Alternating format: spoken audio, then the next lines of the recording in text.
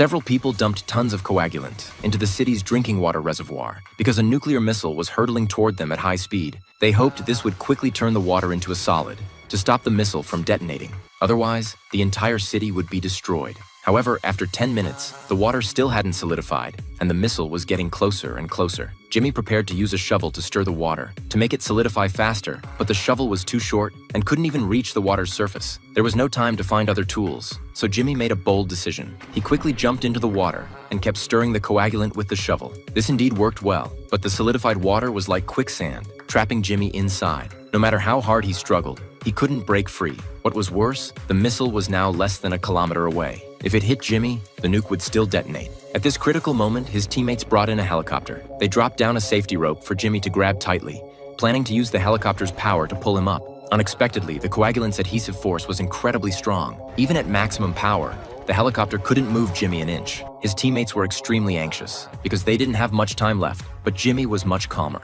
He grabbed the rope again and quickly dove underwater. After his entire body was submerged, he pulled the rope tight, signaling his teammates to start the helicopter again. Since this time Jimmy's whole body was underwater, there was no pressure difference with the air, so the helicopter easily pulled him up. Meanwhile, the missile arrived exactly at the spot where Jimmy had been trapped. Just like that, using simple physics and chemistry knowledge, they saved the lives of 3 million people in the city. But before they could celebrate for long, the intelligence agency received bad news. The terrorists who had just failed still weren't giving up, were now planning to drop biological weapons over the city.